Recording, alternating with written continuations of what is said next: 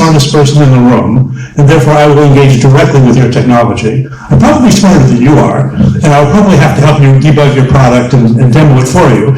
But what's cool about Sheldon is, oh, God bless him. I mean, first of all, he's listening, he's smart, it's really cool.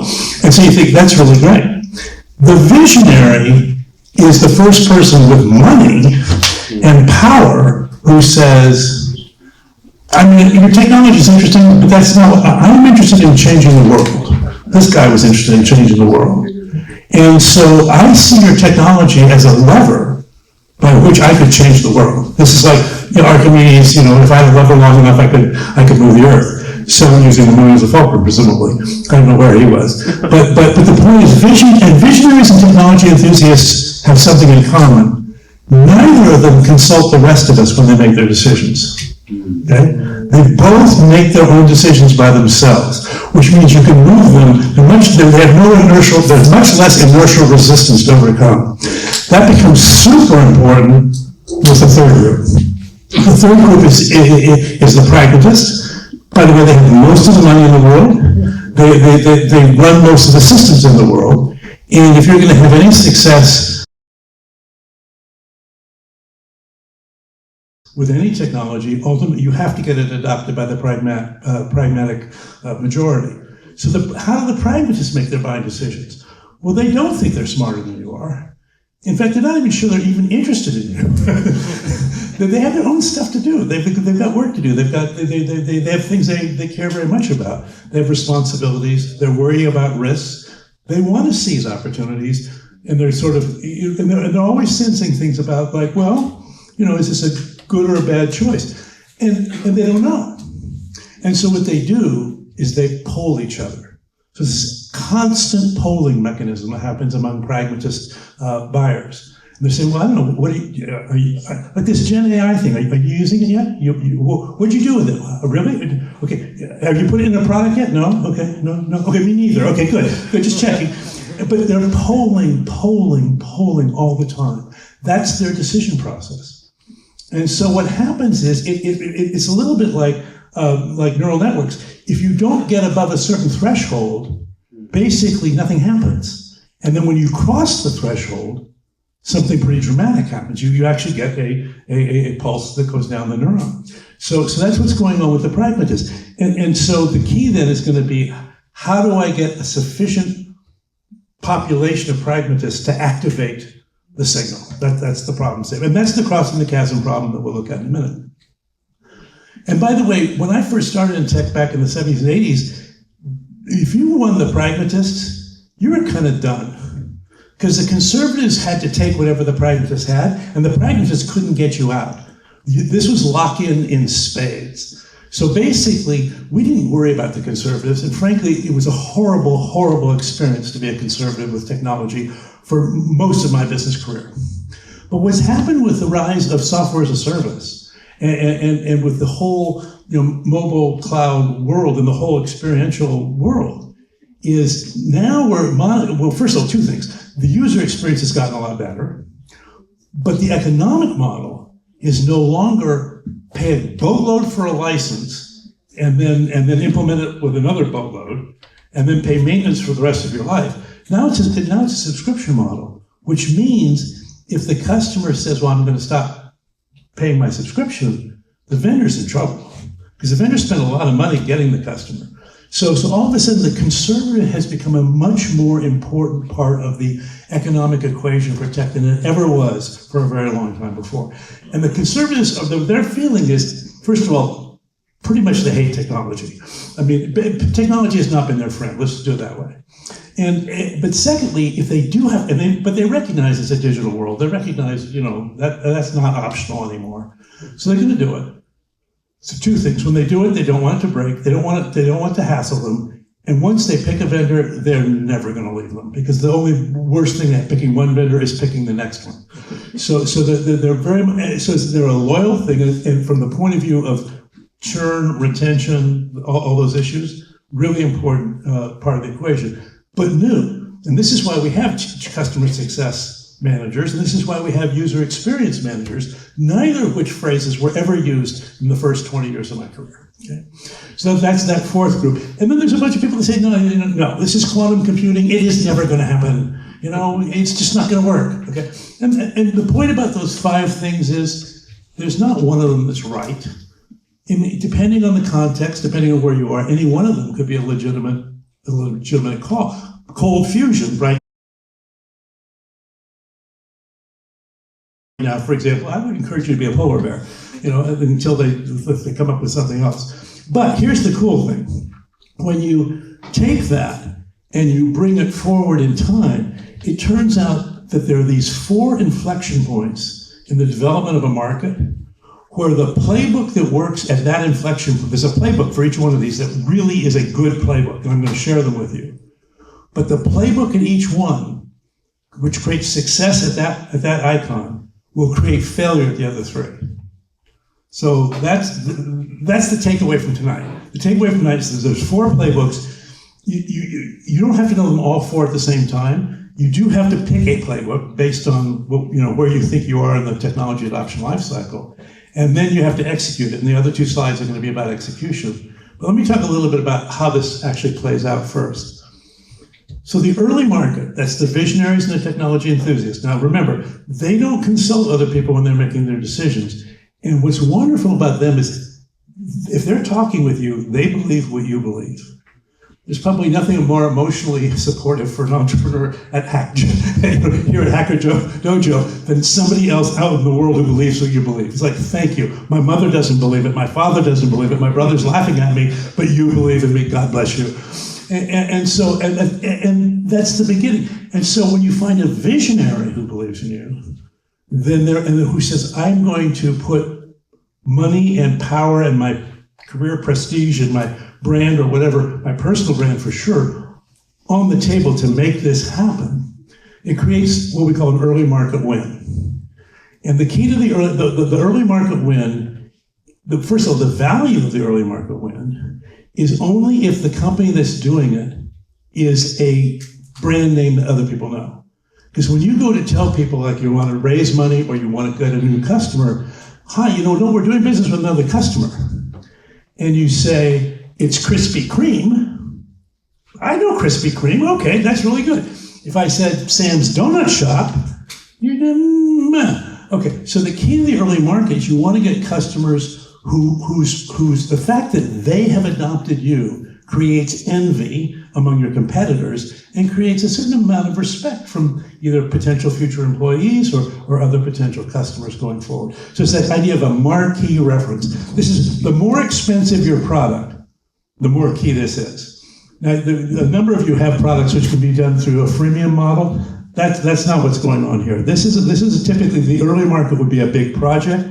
It'd probably be tens of thousands, hundreds of thousands, could even be millions of dollars. The visionary is not price sensitive if they're going to get a radical change in the future out of the project. But it's a project. Even if what you're making is a product, that's not how it's being bought. They're not buying a product and saying, thank you very much, show up if it doesn't work. They're buying an outcome.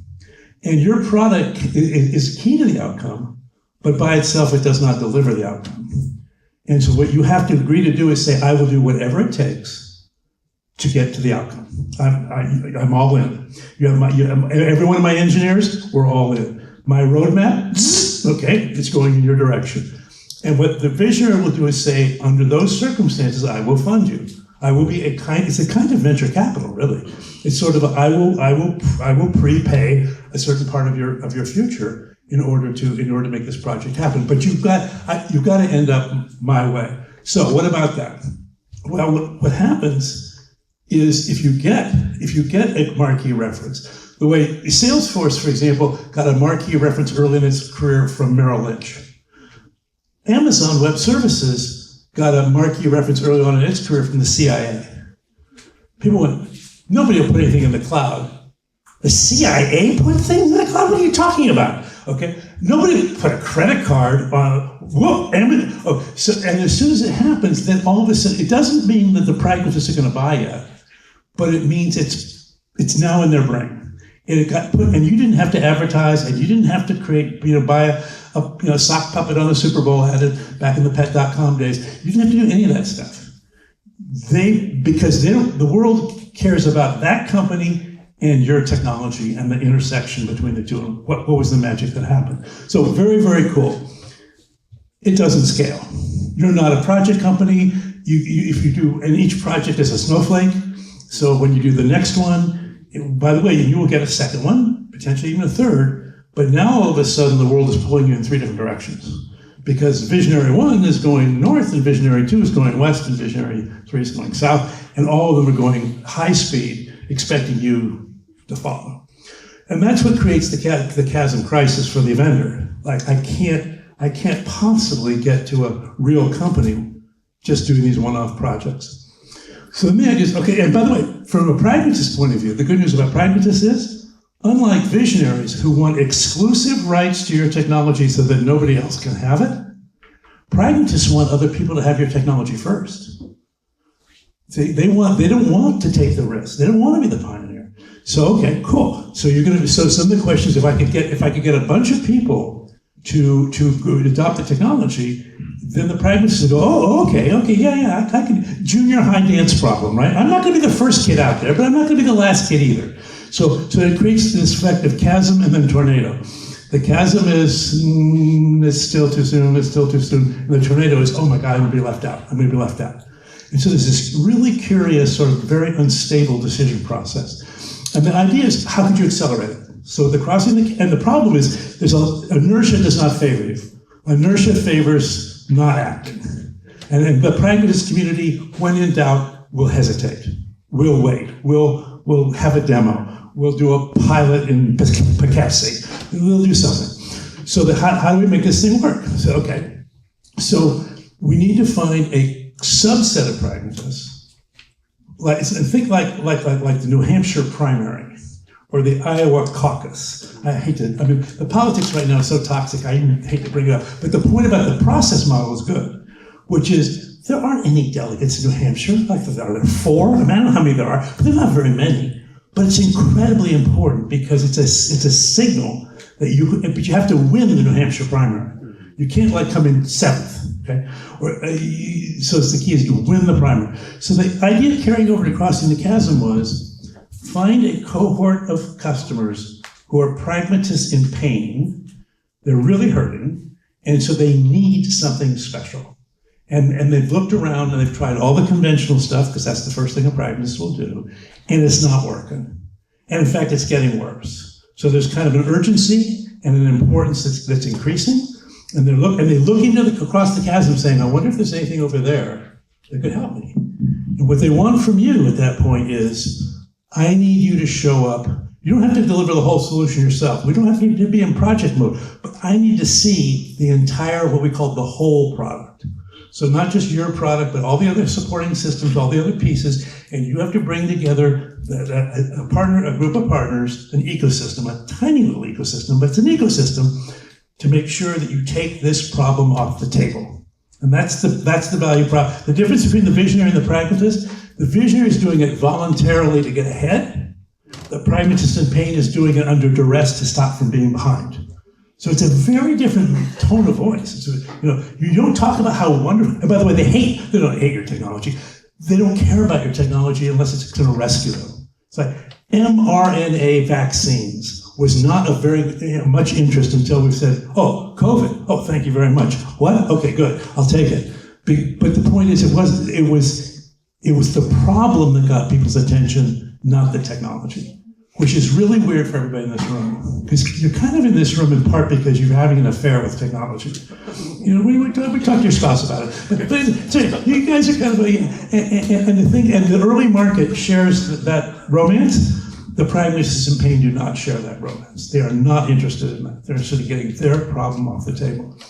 It was called a bowling alley because if you could solve one problem in one cohort, the idea was, could you leverage that into adjacent problems in adjacent cohorts? And the answer is yes, you can. Pragmatists will talk to other pragmatists as long as they're reasonably close. The key to pragmatist marketing is called word of mouth. So it turns out every study they've ever done with marketing, word of mouth marketing, #1 influence of purchasing decisions throughout business, always has been. Well, that's just pragmatists polling each other. That's all it is.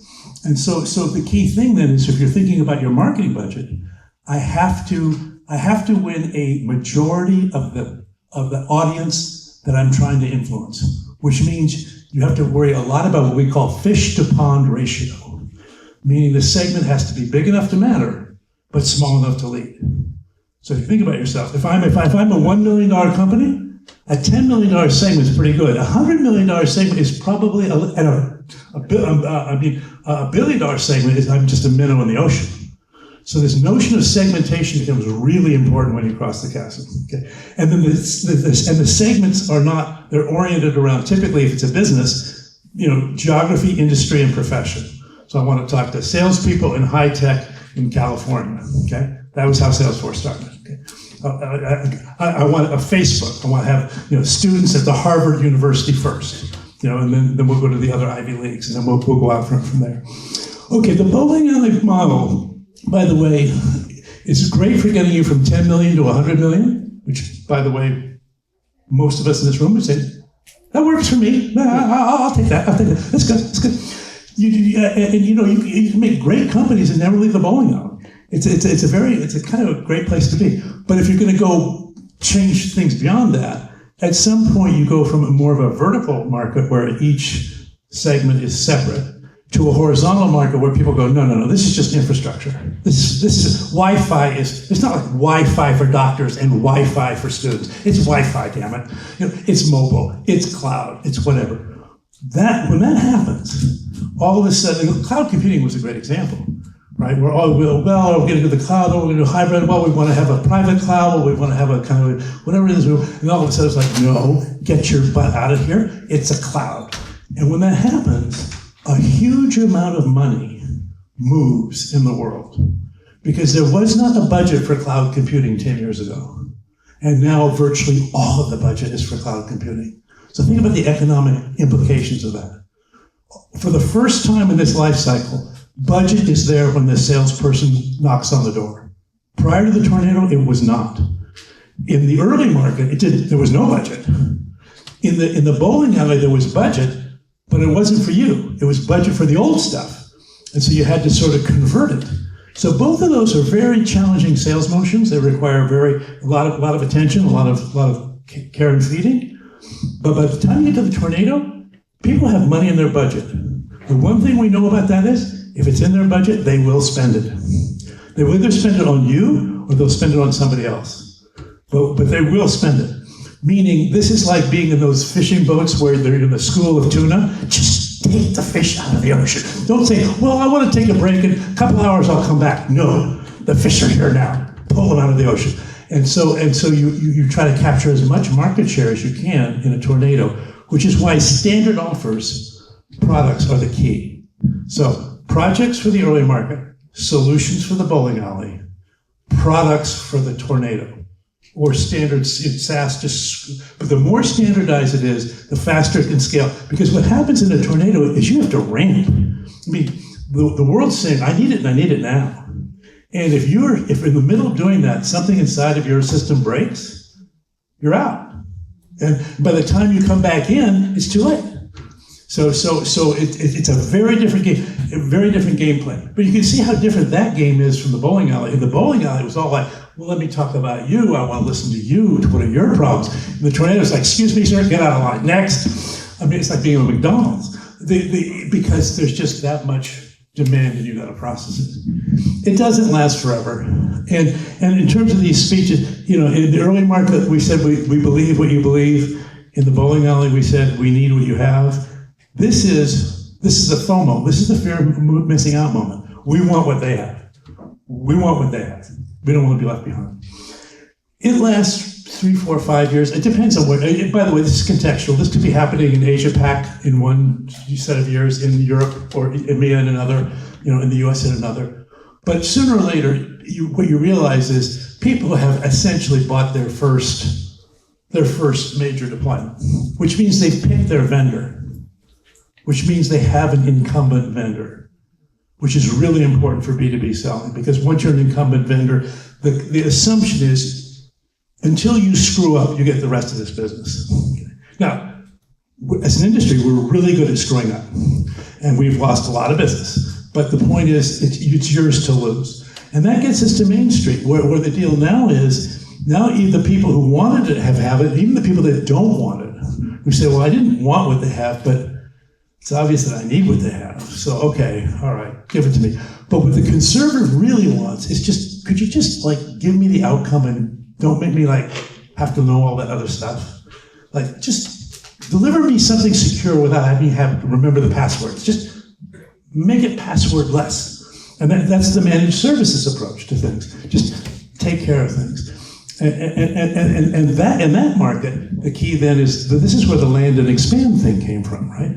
You land in the tornado and you expand on Main Street, and that's been sort of the mantra for digital managed services businesses. Okay, so 4 playbooks. I don't think any of those playbooks were like, oh, Jeff, I never heard of that before. The point to register is the talent in each one of those playbooks, which will win in that play, will not win in the other 3.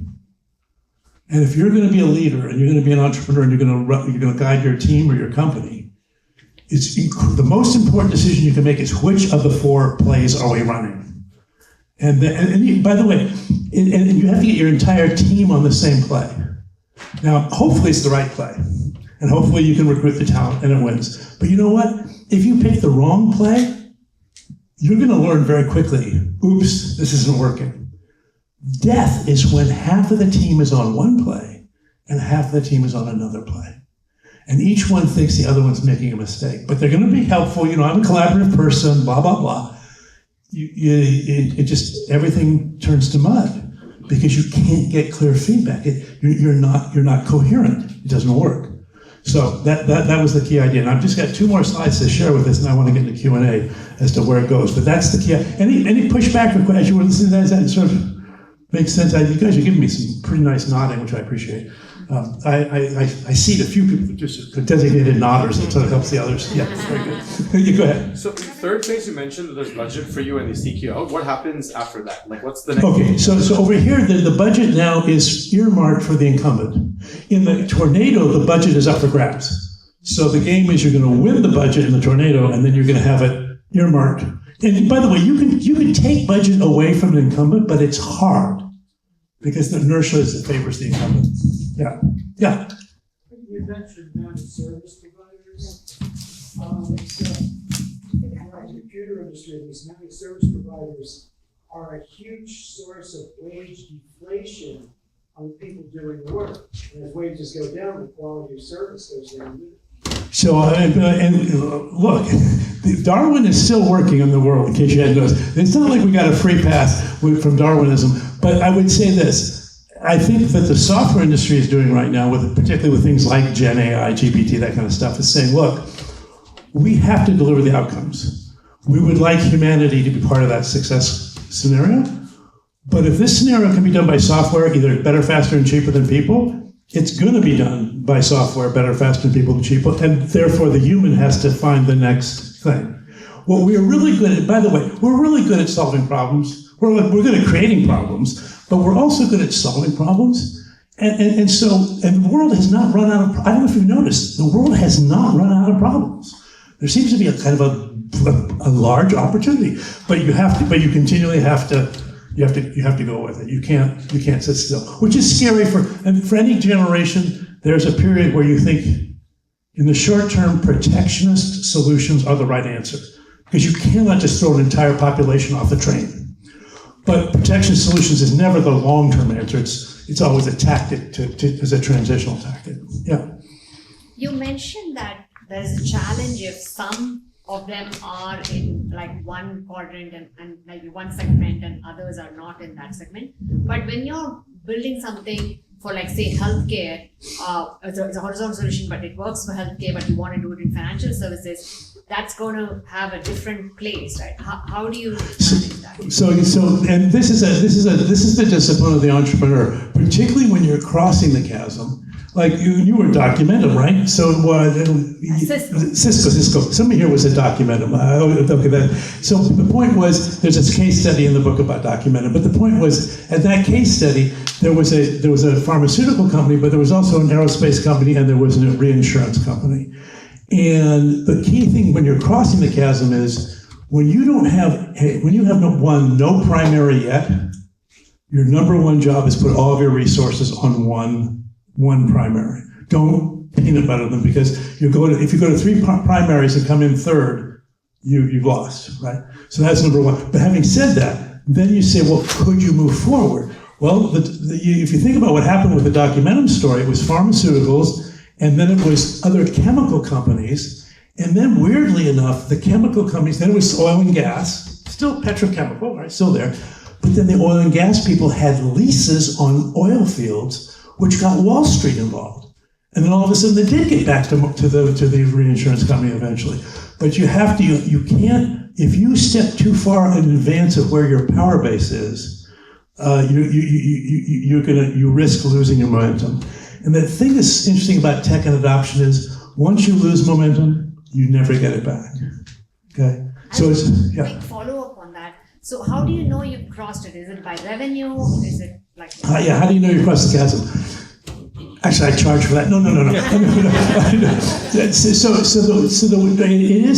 You get a signal. Oh, I'll tell you what happened. I'm using the Documentum story just for fun. But there was a day when a major drug company called them up. Now, they'd never had an inbound call. They'd only had outbound calls. But so the things you start getting unsolicited leads, and then you really know you've crossed when a partner says, we should have a practice with you. Why are you working with KPMG and you're not working with us at E&Y? So the ecosystem begins to see, hey, there's a market here. So you've made a market within that ecosystem.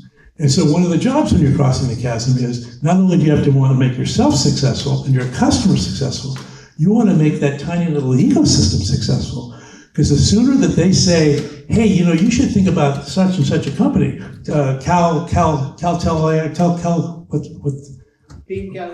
Thank you very much. Yes. Okay.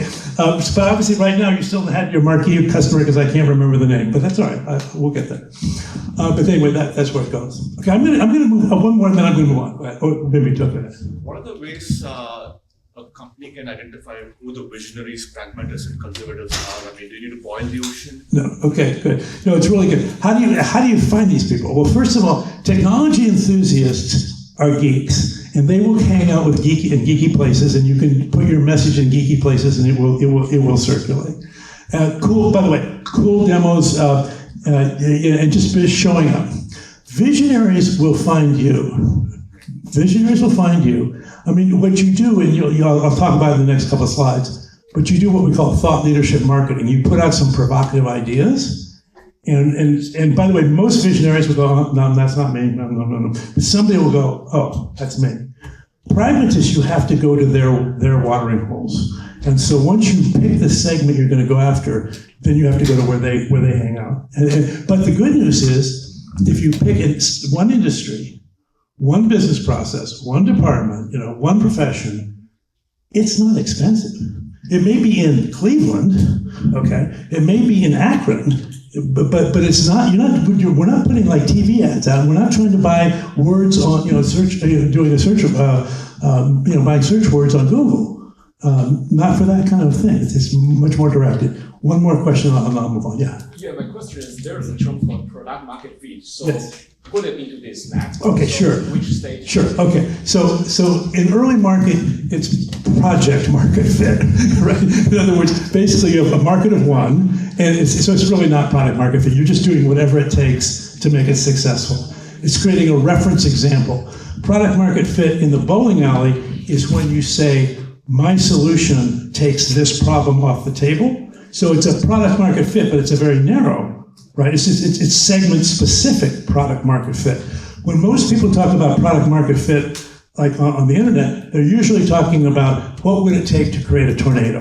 And what they were doing was they were doing a lot of A/B testing, just whatever, to continually find out how could I create something that could go. And the way they solved that, because they didn't want to cross the chasm, and they weren't going to find a visionary. You put out a freemium offer, a free offer, and you try to build up from there. This is not a particularly good model for the freemium go-to-market strategy. This model was really designed to work for more of the top-down, start with a corporate buyer down as opposed to start with a rogue end user and work up. Okay, going forward. Okay. Let me just do two more here. These are both busy, but by the way, I told Raj, if you guys want copies of these, there's only 4 slides, but I'm happy to have you get copies. I have sent that to everybody. Oh, perfect. Thank you very much. Good. Okay. So this is like, I just want to kind of lay it out. So I'll kind of walk you through how this one each plays, and then we'll maybe have some more questions. So the early market, we've said it's projects, and you have to create the budget. That's the key problem you're trying to solve, which means you have to call on somebody that has budget or budget making power. So that's why you have to call really high in the early market. By the way, if you take venture capital and you're using this business model, one of the things you want from your venture capitalist is a Rolodex that can help you get to some people that have this kind of stature in the world. It's a really valuable part of what they can bring. The marketing, as I was mentioning before, it's thought leadership marketing. What you say in the early market is something that nobody else is saying. So it is as provocative as you possibly can make it. Because that's what catches the visionary's attention, because they go, well, whoa, if that's true, we can change the world. Okay? And that's their game. They want to change the world. The positioning you're looking for is you have magic green crystals, technology leadership. These things will change. This is like kryptonite, right? This will change the power of people. And so you're this AI GPT. Not sure what it is, but I'm pretty sure it transforms anything into everything, doesn't it? Okay? So it's magic green crystals. And OpenAI right now is a technology leader because we're still in that sort of, what Gartner calls it the hype cycle, where you're at the height of the hype cycle, and that's because you have magic technology. So, and the game here is strategic accounts. You want to organize, you don't want to go broad. You're not trying to get sales coverage. You're not trying to go around. You're trying to find 1 or 2 or 3 accounts that will put you on the map. And you will do anything you can with those accounts to get on the map, okay? And so the critical success factor, the most critical success factor is, can you establish an executive relationship with a visionary sponsor and sustain that relationship through a project which will be very difficult. Part of what will make it difficult is the visionary, if he's in a corporation, which I'm imagining they are, is going to have a whole bunch of pragmatist people that are his colleagues. They're going to think this is another nutso project from the head. Whoa, okay, incoming. So it takes, but if you commit and if you're bright and if you're good and if your team is good, that's how it gets done. So that's sort of one row. Okay, as I said, once you get even one visionary project, a reference account, you don't need more. I mean, you probably will get at least 1 or 2, but really, if the one really does it, all you're trying to do with the early market is get the technology on the map and get your company associated with something amazing. That's all you're doing. The early market is when you start building a real company, and that's the bowling alley. The bowling alley is when you start building a real company, and that's built around one problem in one segment with your solution. And your solution is, for that problem, totally game changing. Like just completely, it's like, holy smoke, where have you been? Okay, the whole time. What you're doing to get that funded is you have to move budget from an incumbent who has an okay but not very good solution and have it come to you. And you're a high-risk play, particularly if you're a startup. No respectable business wants to put their business in the hands of a company that might not exist in 18 months. Right? So it's really scary. But if the problem is bad enough, and if your solution is good enough, they'll go, well, hell, we don't have anything better. Okay, so let's do this. You don't have to target a CEO, but you have to target somebody who owns the consequences of a bad outcome. Okay, this is a risk-based buying decision. I'm under pressure. The CEO knows my name, and that's a bad thing, because I'm in charge of a process that is not succeeding. And not only is it my own department not happy, but the entire enterprise is potentially at risk because of the failure of my department. So that's the kind of pressure you're looking for that first crossing the chasm segment. And so the marketing is around the use case. And this word use case has become increasingly important to me because use case to me is the perfect meld of a non-technical buying motive with a technology game-changing effect. So the use case is the unit of thought in the bowling alley. What is the use case? Is it a repeatable use case? Do we have an ecosystem of partners who understands how to implement this use case? Are the budgets for this use case going up or down?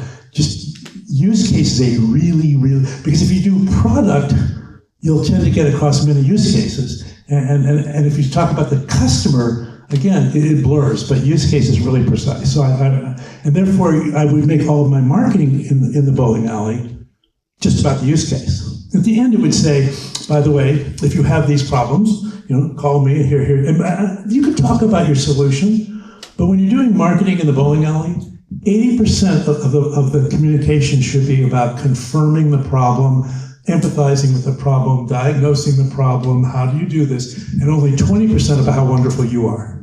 Because this is not about you, this is about them, okay? And the goal is to become the segment leader.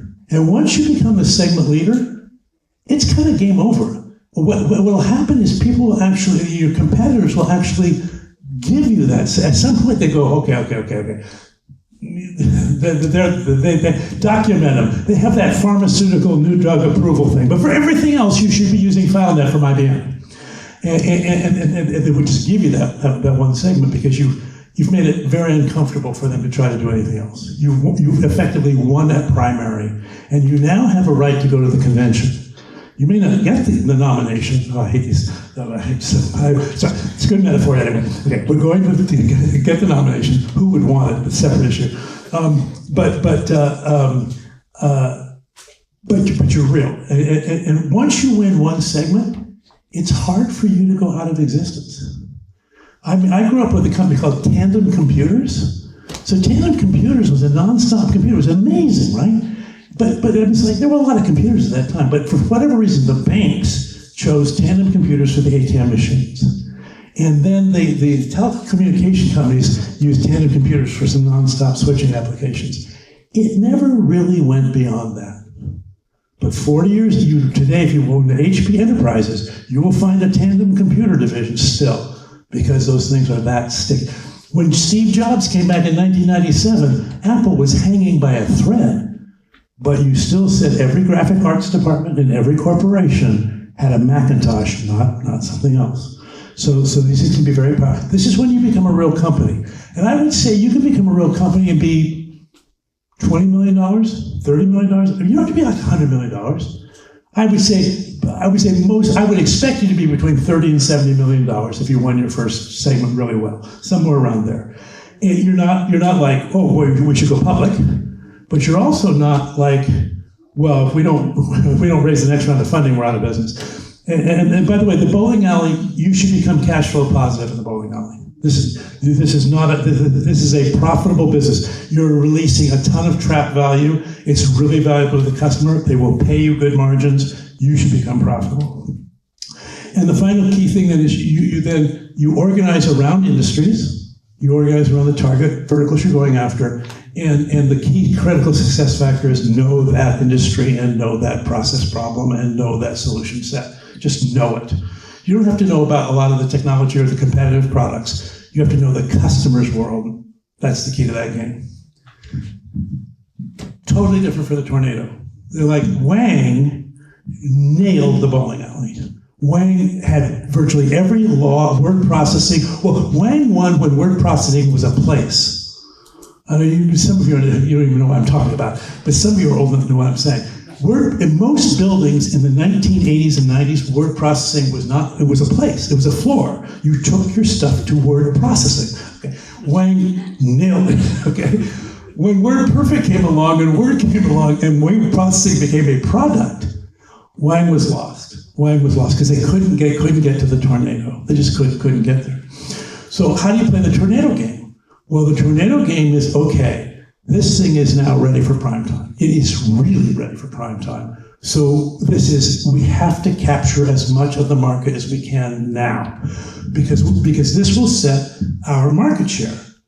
And what you learn about the mature markets over time is market share determines pecking orders. So if Jack Welch is very famous for saying you want to be number one, number two, or you probably don't want to play. Because if you're number one in a category, the entire world organizes around your de facto standards. This is how the IBM operating system was the standard operating system. You know, it's how Oracle became the standard database. It's how Microsoft became the standard operating system. It's how Intel became the standard chip. The world organized around the number one player. What about all those CISC players, so many of which were in this valley? Not here anymore. No Spark, no HP PA RISC, no, whatever. I've forgotten them already. How easy. So the point is, you have to win the market share battle. Now, if you don't, let me talk about it if we do, and then we'll talk about it if you don't. But the game now is budget is in play, win the budget. So now what you're doing is you're calling on the person who has the budget, not the person who created the budget, not the person who owns the outcome. This is if you're in software, this is an IT person. This is a CIO type person. You're calling on them. And they're doing a bake-off. They're doing an RFP. There's a competitive. So this is when you want to know all the dirty laundry about your competitive products. You create all these sort of comparisons going back and forth. They're all self-serving. Everybody knows they're self-serving. They're lies, but it's marketing. You can lie. It's okay. And the object is to be the best. I want to be the best. I want the best product. There'll be a technical evaluation. There'll be an end user evaluation. There'll be a business evaluation. They're going to try to figure it all out. But it's very, very, very competitive. So the kind of talent you want in a tornado is just meat-eating velociraptors. Okay. And by the way, in the 90s, that was Cisco. That was Intel. That was Microsoft. That was Oracle. It was not Ingress. It was not RTI. It was not Sybase. It was in each case it was the velociraptor that sort of had the advantage there. Now, and it's a product leadership game, and you organize by geography for coverage. So in a tornado, think about it. If it's all happening across many, many industries, and you want to catch as many fish as you can, you have to have coverage. So you have distribution partnerships. You do everything you can to get coverage. Okay? Well, that's great if you're number one or number two. By the way, most industries have 10 or 15 or 20. Well, what about us? What about the other 18? Then what you have to do is you have to say, look, if I didn't win one or two, I have to retreat back into some version of a bowling alley play. I have to say, look, I have to find the defensible segments where I can keep the gorilla out, and I will pull back in. And then you kind of you retreat from this thing back into this thing. And that's sustainable going forward. And then the final one in Main Street, as I said, in the early days of tech, Main Street was the customer had no power at all to get out once they were in. And so as a result, we didn't really care. I mean, first of all, we didn't have anything called customer success. We had tech support. Tech support was in the basement, and tech support would answer the call if you called them. Maybe, but the point was they didn't worry about whether the customer was using the product or not. So shelfware was rampant, just huge amounts of software that were not being activated or used. So what? Well, I don't care. I got the money. I took the money and ran. And by the way, if you were a salesperson and you closed a sale, you left town. You did not want to be around. Okay, so it was just whatever. But what happened with the new economic model is all of this became unsustainable, and so now it's like no, in a consumption-based model or a subscription-based model or any iterative model where you need to continue to renew the commitment, and the customer it moves the power back from the vendor to the customer, which is a really, really healthy thing. I know that we all want to be powerful, but the truth of the matter is you're much better off if you serve your customer than if you serve yourself. So it's actually good that the customer has this power. But what it creates is, in a mature market, particularly when you're the incumbent, remember, the bias with an incumbent is we're probably going to renew. But you kind of also want to, if you're going to grow, first of all, you want them to renew. You don't want them to attrit, which has now become a new verb, to attrit. But you don't want attrition. You want them to renew, but you really want to cross-sell and upsell. and you continually want to take them to the next place. So what they're buying now is much more like service transactions than products, and particularly in a SaaS world, in a cloud-enabled SaaS world, basically they are buying transactions. If you're buying something from Snowflake or you're buying something from Salesforce, you're buying transaction capabilities, and you're not buying software, you're buying transactions. The goal now is to get them to consume more, and particularly if you have a consumption model, that becomes really important. And you have to think about that, by the way, because if you charge, for example, Splunk at one point was charging people by data consumption, but they wanted them to put more data in the product in order to have the product be more successful. They were realizing our economic model is actually contrary to our power model. And so they had to rethink how they could do that kind of charging. So there's a bunch of things that happen on Main Street that did not happen in the other three playbooks. You're now selling into the function manager. This is the person who does know your customer success manager. And by the way, there's a customer success manager who is increasingly becoming a more and more powerful part of the equation as more and more power is shifted to the customer side. And the customer success manager started as just a converted tech support manager. Okay, I'm now customer success, new t-shirt, okay, same job though, okay, good. And to like, no, and then it was like, are they using it? Because we had telemetry. By the way, do you know that when I started working with Microsoft in 2014, Office had no telemetry, which is why they could create such a horribly bloated product, right? With no feedback, you can create just horrible, horrible things. Your spouse will tell you if you don't know. But the point was, once you bring telemetry into it, now you start realizing monthly active users, daily active users, whatever it is, and now all of a sudden you have a healthy thing. So what's happened? The customer success manager was initially just get them using it. Okay, that's good. You don't have to be smart. Just get them using it. It's good. Well, then it's like, but then they have the call. This happened to Salesforce. So Salesforce grew incredibly fast over the last 10 years. And then like from 3 billion to 30 billion in 10 years. Like, what? But what happened was they did it a lot with partner implementations. Hey, we'll sell it, you implement it, we're going to move on and sell the next thing. Well, they would come, and of course, and I don't know if you've ever been to a Dreamforce or something like that, but Mark will promise pretty much the future of the universe. Dreamforce is sort of like Disneyland, only better. So what was happening was people were going there and buying the vision because he's very charismatic. And by the way, the whole idea was a cool idea. But then they were going, my mileage has varied more than I'm comfortable with here. What's going on? And so they had to go back and correct for all that stuff. They had to go back in and say, look, we have a bunch of unfulfilled commitments. And what had happened was, it wasn't that people were trying to be malicious. It was that the partners were on one page and Salesforce was on another page and the customer was on a third page.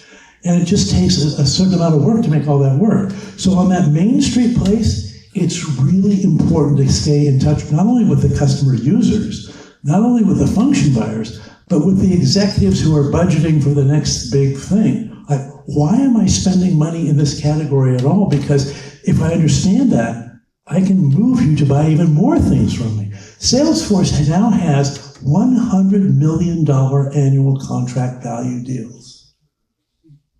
That's a pretty good commission if you're a salesperson, by the way. So, whoa. But the point is, that's because they figured out a way to align that much with, with the interest. And in a digital world, you could argue that the digital infrastructure is at least as important as the factory. If I said you were spending $100 million on a factory, nobody would go, oh my God.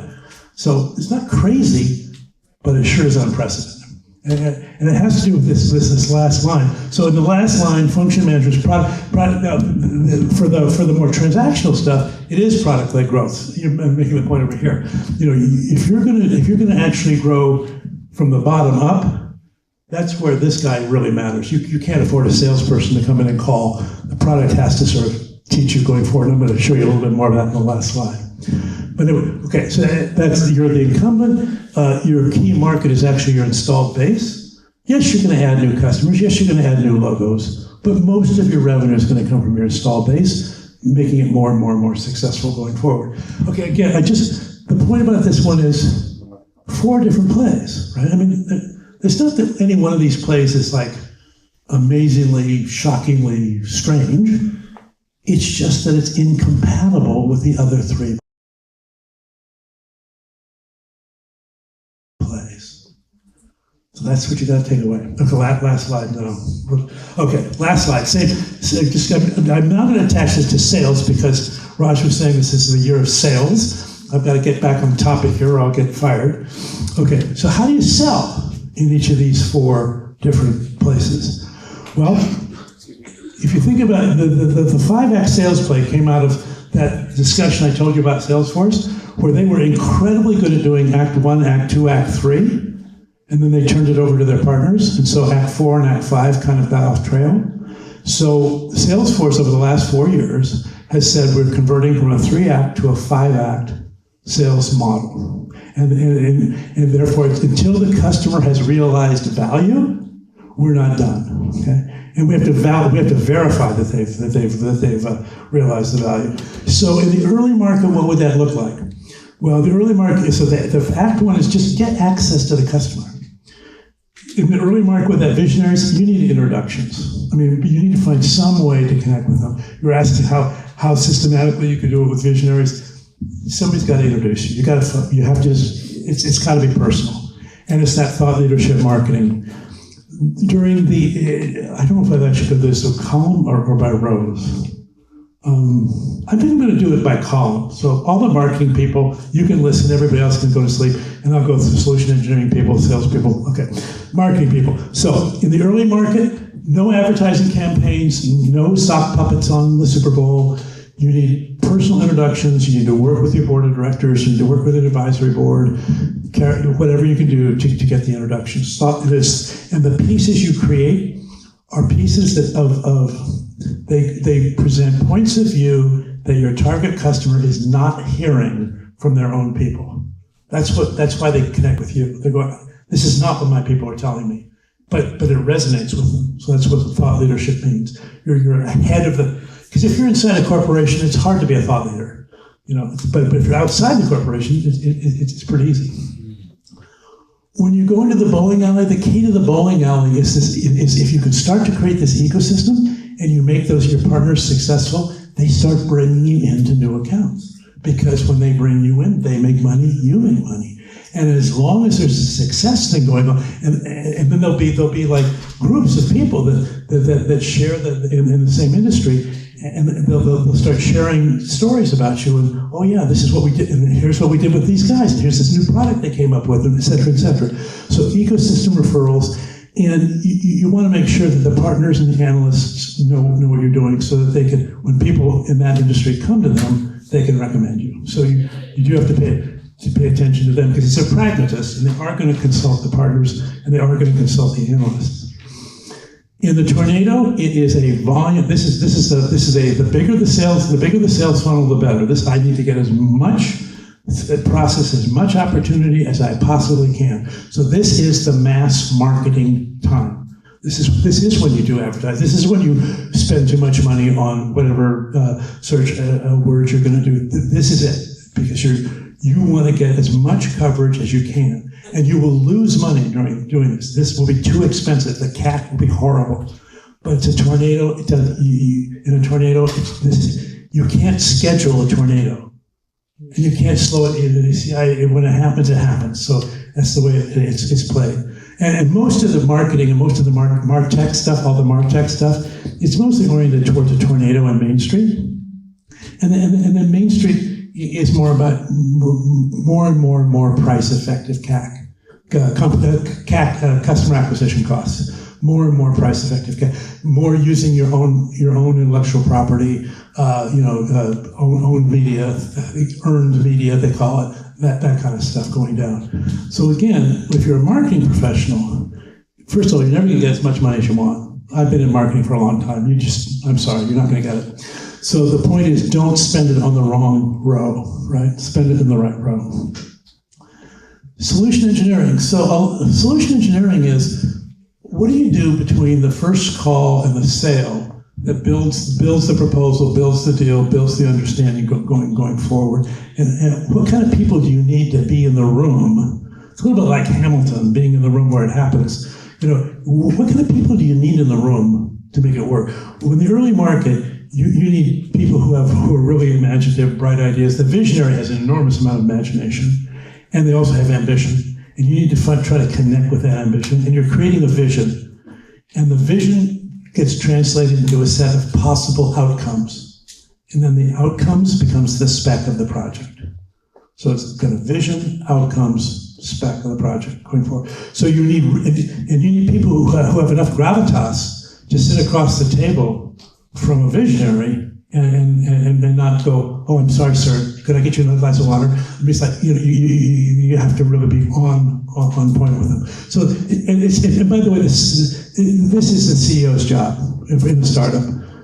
Actually, the CEO is involved in both Act 2 and Act 3. Virtually all startup sales are closed by the CEO, particularly in the first two. In the second one, in the red zone, we'll begin to turn it over. But in the black, in that first row, CEO. Creating the budget and the transformational project is what you end up selling. Now, literally, the contract may not look like a project. It may just look like a product sell, where they paid an enormous amount of money for your product, which it can be it's very helpful in the sense of trying to set a price point for the future for your product. It's also totally hallucinatory because it is not what they bought. They bought you. They own you. They bought your company. I mean, that's their view of themselves. They essentially bought a project company that will do what they want to get done, and they'll pay for it. The key to this Act 3 is you want to have what we call BHDs, not SLDs. So a BHD is a big, hairy deal. Okay, I mean, like ideal 6 figures minimum and 7 figures would be fabulous. An SLD is a shitty little deal. The problem with an SLD is the customer expects exactly the same outcome as the BHD. Okay, and they will redirect your company with the same thing. So it's really important as a leader then to say, okay, no, I have to set the bar going forward. I'm sorry, I kind of ahead of myself. I went rows, not columns.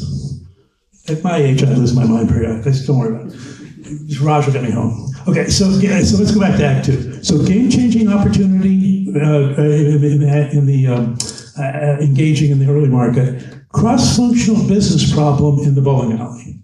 What you want to establish there is the problem-specific diagnostics that show, do you have COVID, right?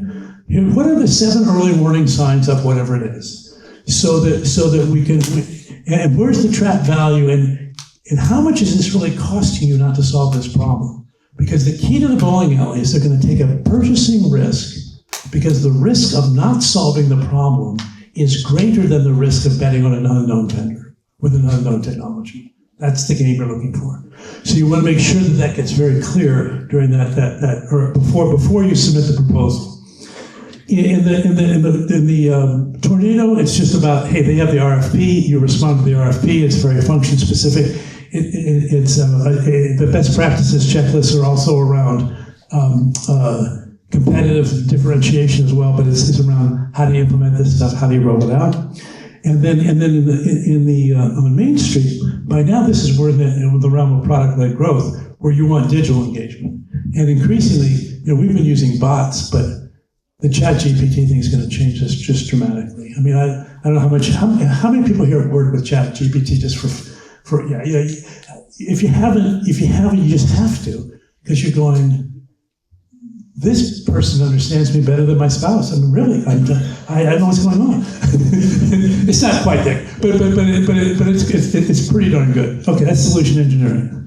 But again, really high quality resources at the top. By the time you get to the bottom, no person should call. Yes. I don't know. Can I ask you now or You go ahead. Just jump in. So just like, I mean, it's a great framework, and thank you so much for sharing your knowledge and wisdom. But I think a lot of folks probably are wondering, what questions do you ask to identify where you are on this chart, where your customer is on the chart, to figure out where things are. It's a great framework, but if you don't know where you are, okay. Right, fair enough. Okay, well, I'm going to assume that the 5 acts, that is not the hard problem. that I haven't engaged yet, or I am engaging, or I have sold, or whatever. So the real question is, what row am I on? I think, right? Yeah. Well, but I think the key, if I just have one clue, it would be the budget column. Do you have to create budget, redirect budget, win budget, or consume budget? That's probably the single most obvious signal you're going to get from the world about where is this technology in the life cycle. These are the questions that a founder, especially younger generation founders, haven't heard about those who are 30, with the new generation. They need to ask these questions, where are they in this life role? Gotcha. Well, This is a new generation, so it's now 25. Geo came today, 24. He's starting, he already started coming to Italy. This is a new generation. I'm bringing younger folks here. Right. To your wisdom. This is what they need to understand, right? fair enough. So you know what? Maybe I'm done with it. Maybe I will just get to Q&A. Let's just stay with Q&A. So I think the deal is, if you're starting out, if you are in a radically new technology, a super disruptive, wait, don't distract him. I'm trying to answer your question for him. So if the technology you're working with is truly disruptive, I'd be like, I'll just use quantum computing because that's crazy, right? Then the thing you need to be focused on is, what is the current state of the technology? Who are the experts in the technology, and where? And I need to get some bona fides with the technology. If we're any further than that, then the next thing is, why does the world want me to exist? Other than my mom. My mom, I know why she wanted me. But I mean, what am I going to, and I think the easiest way to answer that is, what problem am I going to solve? And when we do, in venture capital, we tend to look at the intersection between what we call trapped value, which is the problem statement. Every system traps value. Every system has transaction costs that are undesirable. There's always trapped value everywhere. But most of it can't be released. Most of it is just the price of signing up for that system. But the technology can say, but I can break that constraint. So Trusona says, I can break the password problem. You will never need another password again in the history of mankind. God only hope so. But the point is, so I would say that's so then the question becomes is, can I validate that?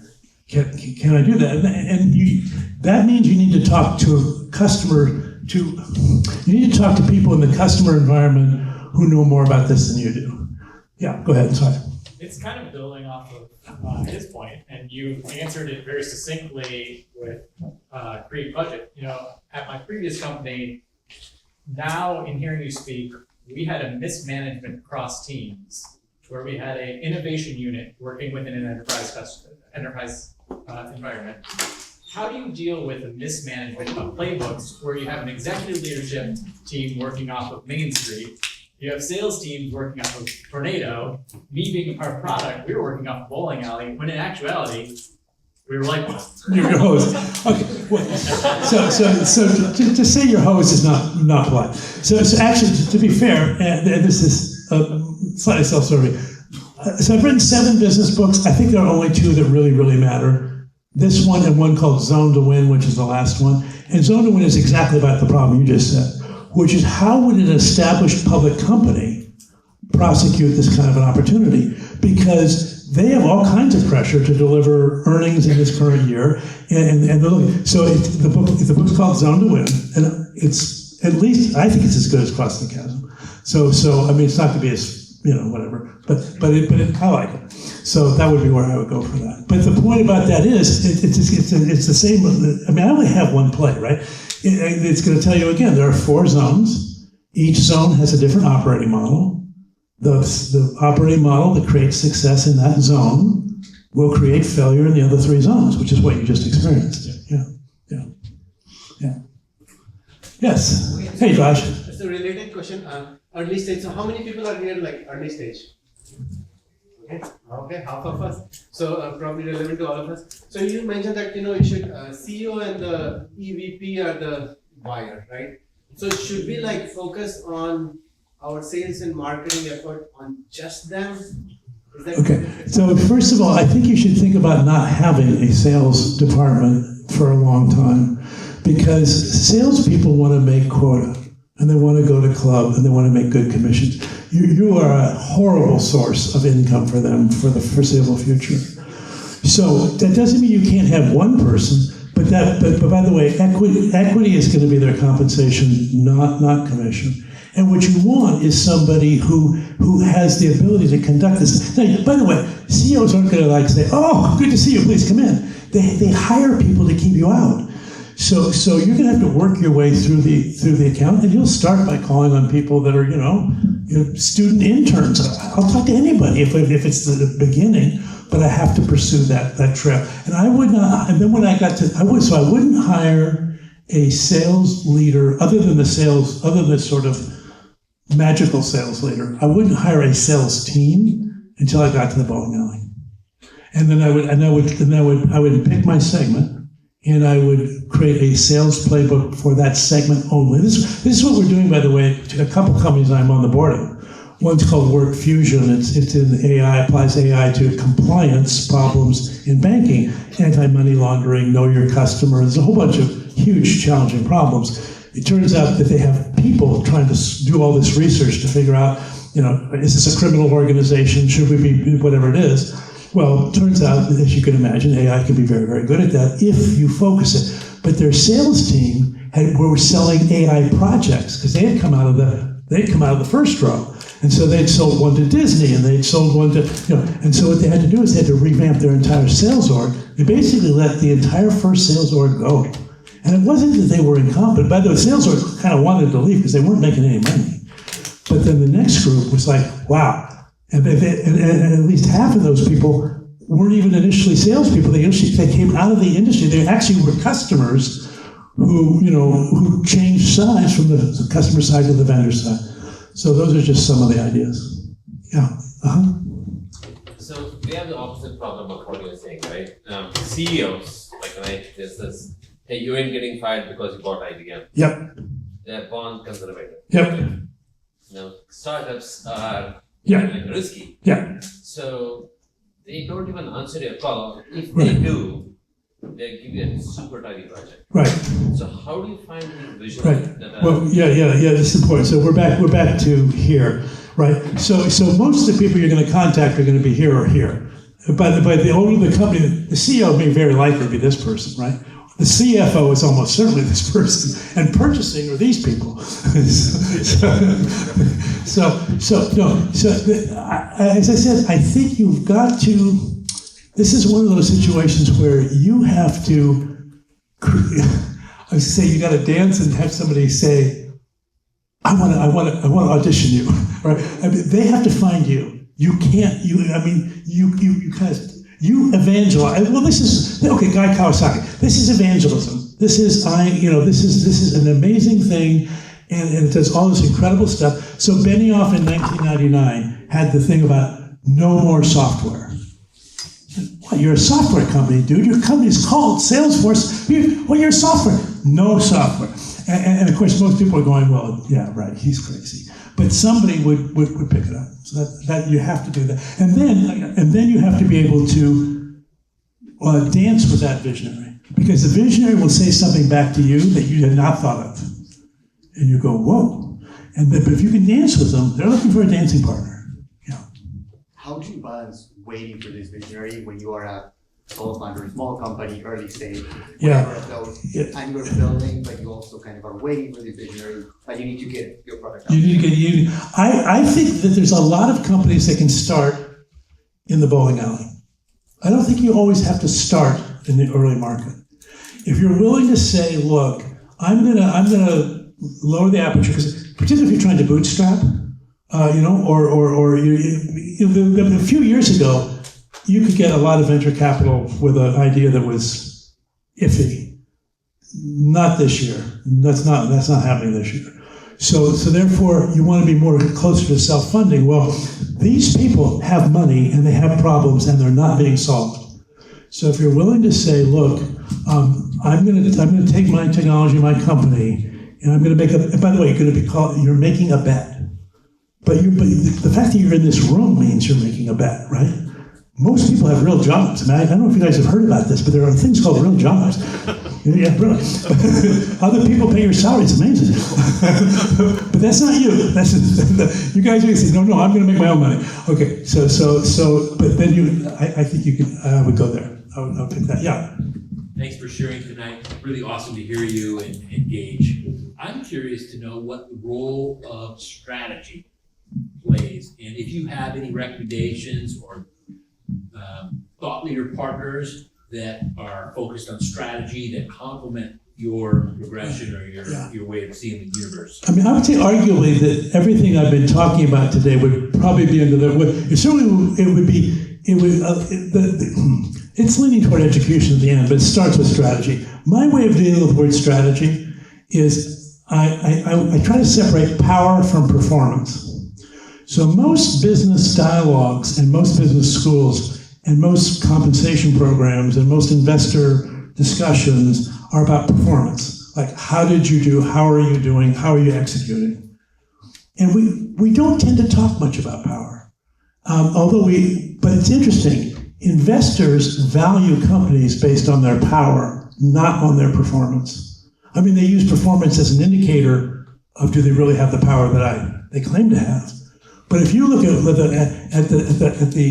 value, you look at Tesla's more valuable than General Motors or Ford. That's because people believe Tesla is more powerful than General Motors or Ford. Well, how's that possible? Well, because General Motors and Ford are encumbered with extraordinary legacy liabilities that will be very, very hard for them to get out of.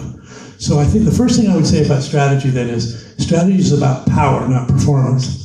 Now, the second thing I would say is the traditional strategy consultancies, the McKinseys, the Bains, the BCGs, build a research-based approach to strategy, where they would say, well, we're going to calculate the TAM, we're going to calculate the SAM, the FLAM, the BLAM. They would go after the whole, and basically, in any established marketplace, with an established pecking order, a research-based approach is the right approach.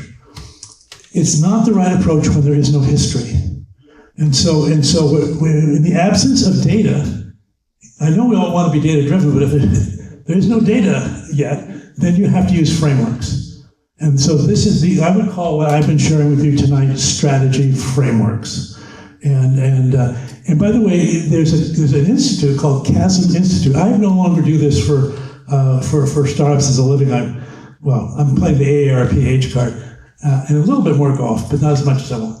But the point is, there's a place called the Chasm Institute. Michael Eckhart's the managing partner. If you ever want to have your team go through a workshop that kind of takes you through this whole thing, that's all they do for a living, and they're really good at it. So that'd be good. Other stuff, yeah. So you just spoke about power. Would another word be possibilities? Interesting. You're a visionary. So possibilities is how a visionary thinks of power.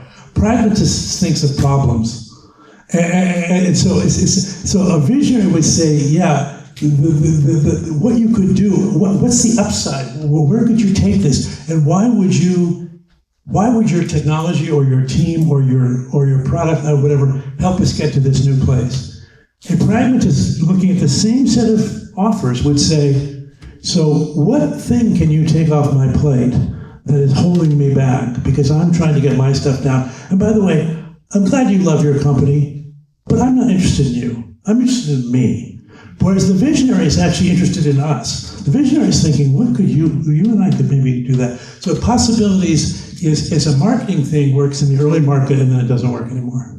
And so the second question is, by the way, venture capitalists invest in possibilities. Totally.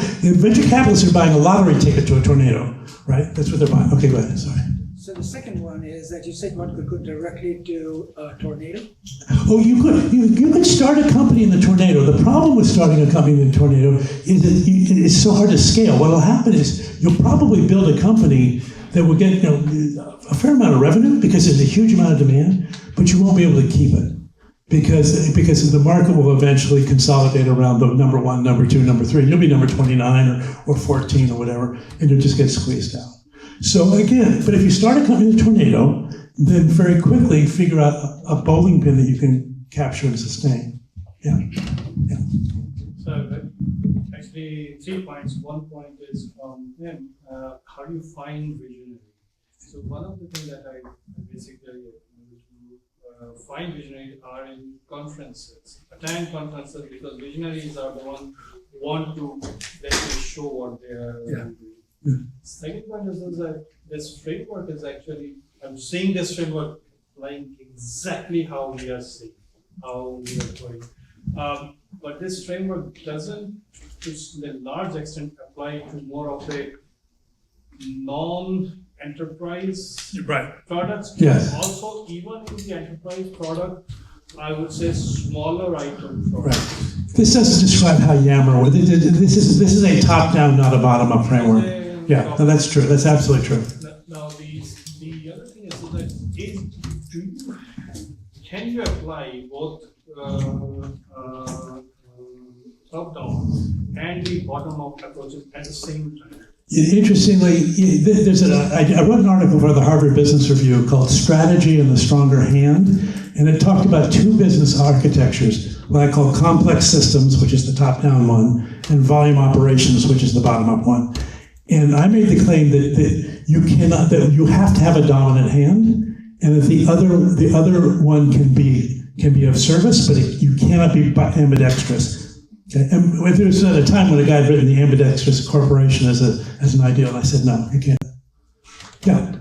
So how do you get the pragmatists to redirect budget? Because they're on the hook for a problem that they're not solving. You show them that you understand. Well, first of all, you empathize with them. That's good. But that isn't enough. You show them that you understand the structure of that problem. You then show them why their current solutions cannot really succeed. You then show them the technology you have that changes the game, and then you show them how that technology can be applied to doing it. And it's just a little bit like a doctor convincing you that you need open heart surgery. We don't normally go, geez, Saturday, I think I'll kind of go in and open it up and clear out the pipes a little bit, right?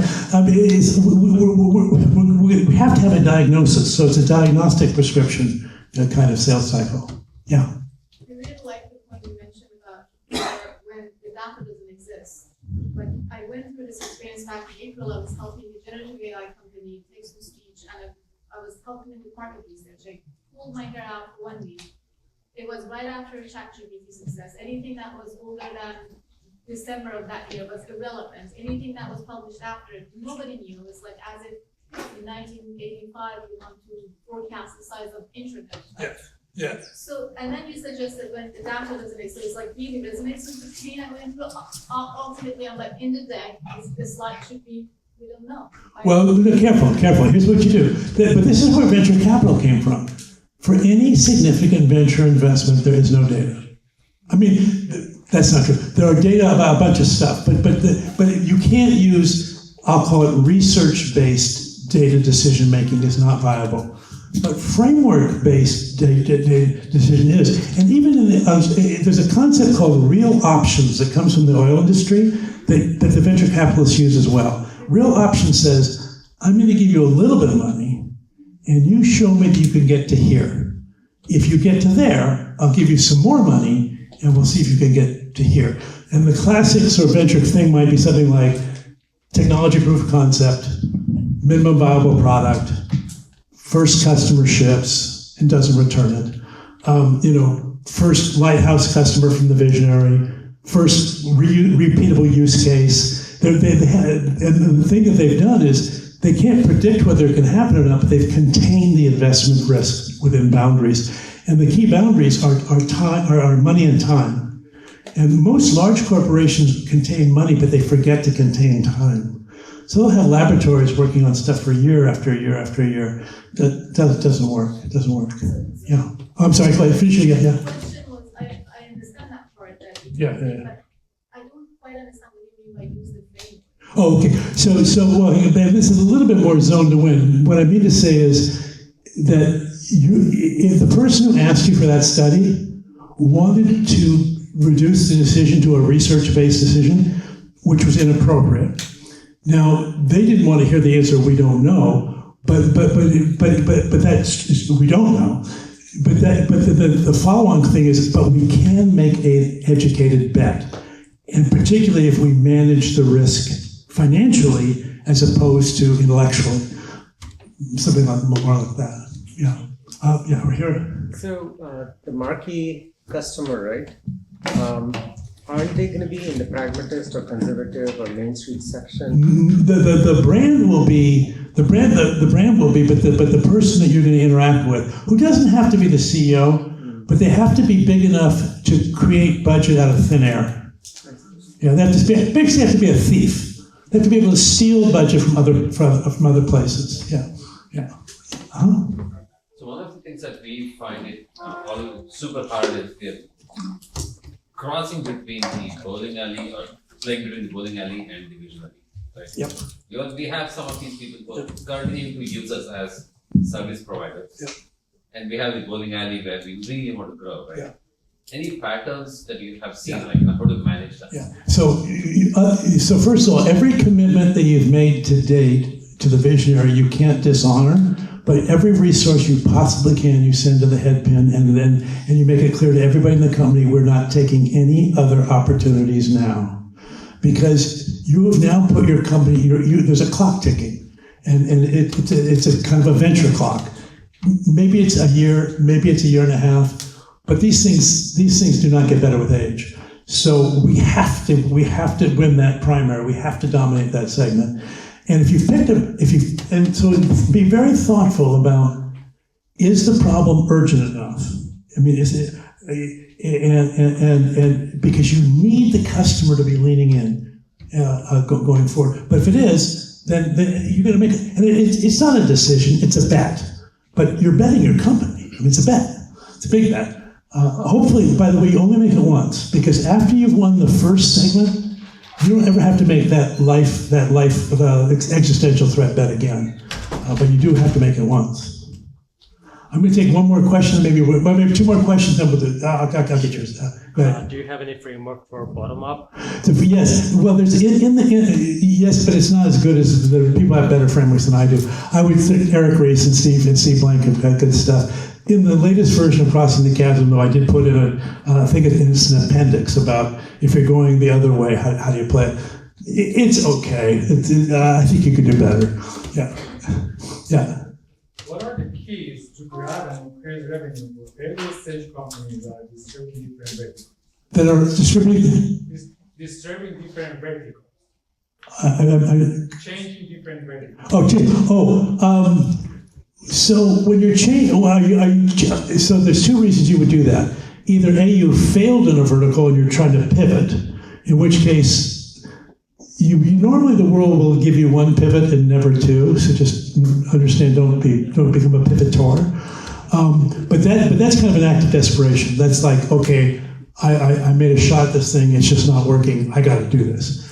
If you've had any success with the first one, then the key thing is adjacency, meaning either the problem resonates with your ecosystem so that when you go into the new segment, the ecosystem says, well, we'll go with you because we know how to do that. Or it's the same customer, but it's a different problem. But the customer is saying, well, you solved problem number one, I'll give you a shot at problem number two. So it's you're either going to leverage your customer relationship equity, or you're going to leverage your problem solution ecosystem equity. Okay, I'm going to call it quits now. Thank you very much. It's had a really good time. Thank you very much.